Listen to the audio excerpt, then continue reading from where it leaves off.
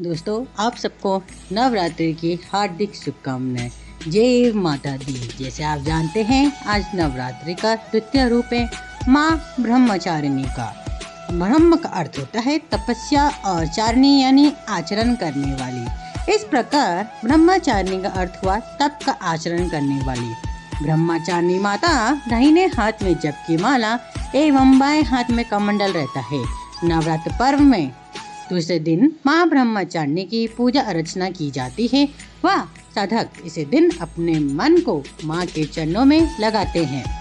माँ दुर्गा जी का ये दूसरा स्वरूप भक्तों को सिद्धों को अनंत फल देने वाला है।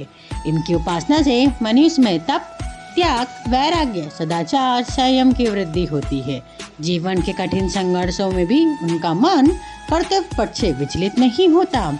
ऐसी परंपरा है कि इस दिन ऐसी कन्याओं को पूजन किया जाता है जिनका विवाह तय तो हो गया हो लेकिन अभी शादी नहीं हुई हो।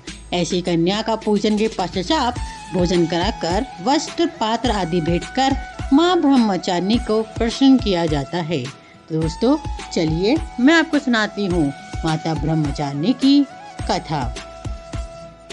ब्रह्मचारिणी का अर्थ है तप की चारिणी यानी तप का आचरण करने वाली देवी का यह रूप पूर्ण ज्योतिमय और अत्यंत भव्य है।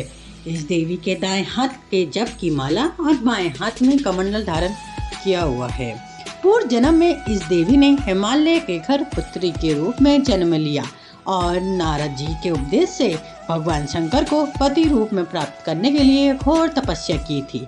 इस कठिन तपस्या के कारण इन्हें तपस्या अर्थात ब्रह्मचारिणी नाम से अभिहित किया गया। 1000 वर्ष तक इन्होंने केवल फल पुष्प खाकर बिताए और 100 वर्ष तक केवल जमीन पर रहकर सांप का निर्वाह किया। कुछ दिनों तक तो कठिन उपवास भी रखे और खुले आकाश के नीचे वर्षा और धूप का घोर कष्ट है। 3000 वर्षों तक टूटे हुए बेलपत्र खाए और भगवान शंकर की आराधना करती रही। इसके बाद तो उन्होंने सूखे बेलपत्र खाना भी छोड़ दिया। कई हजारों वर्ष निर्जला और निराहार रहकर तपस्या करती रही। पत्तों को खाना छोड़ देने के कारण ही इनका नाम अपर्णा नाम पड़ा गया। कठिन तपस्या के कारण देवी का शरीर एकदम क्षीण हो गया।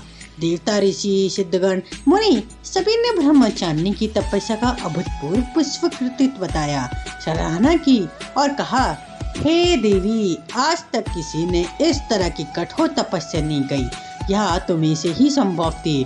तुम्हारी मनोकामना परिपूर्ण होगी और भगवान चंद्रमौली शिव जी तुम्हें ही पति रूप में प्राप्त होंगे।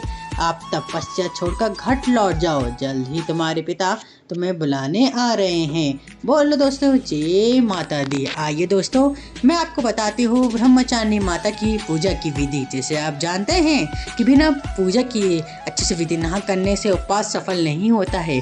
तो आइए, इस दिन आप सब लोग जल्दी उठकर नित्य कर्मों से निवृत्त हो जाइए और स्नान आदि कर स्वस्थ वस्त्र पहन ले।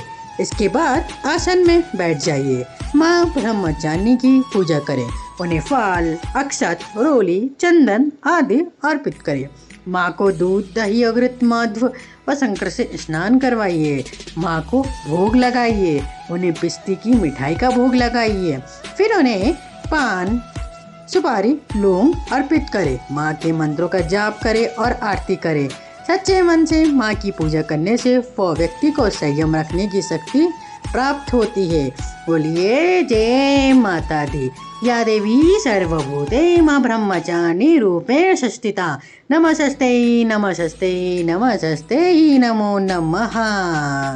जय माता दी। तो दोस्तों, ये था माता रानी के द्वितीय रूप की कहानी। माता रानी की आगे की और कहानी सुनने के लिए सब्सक्राइब करिए, लाइक करिए और शेयर करिए।